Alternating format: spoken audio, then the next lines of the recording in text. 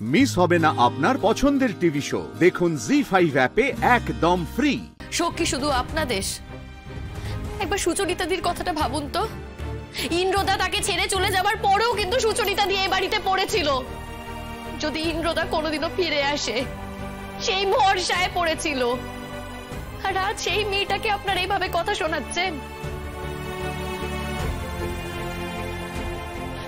हर चीज का একটা লিমিট হয় তো। আপনারা ওর সাথে যে ব্যবহারটা করছেন একদম ঠিক করছেন না। তোমাদের কে ডেকেছে এখানে? কে ডেকেছে তোমাদের? কাকা বাবু, বিপদে পড়লে কাউকে আলাদা করে ডাকতে হয় না। যারা কেয়ার করে তারা এমনি চলে আসে। এই, তুমি বড় বড় কথা বলছো কেন? তুমি কে? তুমি ওমা, ওকে চেনো না? ওই তো, ওকে নিয়ে তো পাড়ায় যত কীর্তি। ওই যে শিমুল, শিমুলের বয়ফ্রেন্ড তো।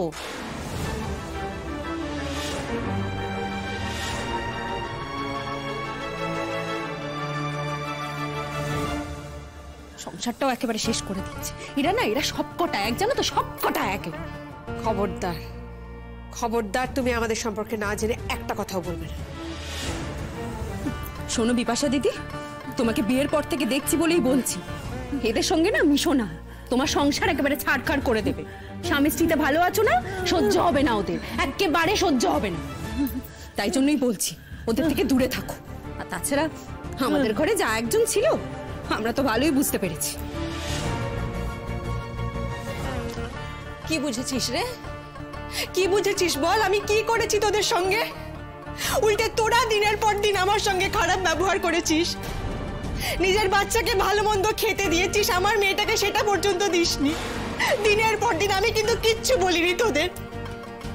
আর বাবা, আপনি তো আপনার ছোট ছেলের বাচ্চাকে প্রত্যেক দিন গাড়ি করে স্কুলে পৌঁছে দিয়েছেন, আর আমি বাড়ির সমস্ত কাজ শেষ করে বাসে ট্রামে করে এই মেয়েটাকে নিয়ে স্কুলে গেছি।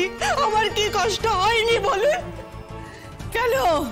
আমরা তো বলেছিলাম মেয়েটাকে পাড়া স্কুলে ভর্তি করো, করোনি তা? কে না করেছিল তোমাকে? কে না করেছিল? কেন মা, আমার বাচ্চার কি ভালো স্কুলে পড়ার কোনো অধিকার নেই? দেখো, যার বাবা এত ভালো রোজগার করতো, এত ভালো চাকরি করতো, যার বাবা নিজে একজন ভালো স্টুডেন্ট ছিল, তার মেয়ে কি ভালো কোনো স্কুলে পড়তে পারে না? আপনি বলুন। হ্যাঁ, সে পড়াতেই পারো। ছোট ছেলের সন্তান হলো ছেলে, আর তোমার মেয়ে, তার পেছনে এত টাকা খরচ করতে যাব কেন? অনেকবার করে আমরা বলেছিলাম, তুমি তখন আমাদের কোনো কথা শুনেছিলে?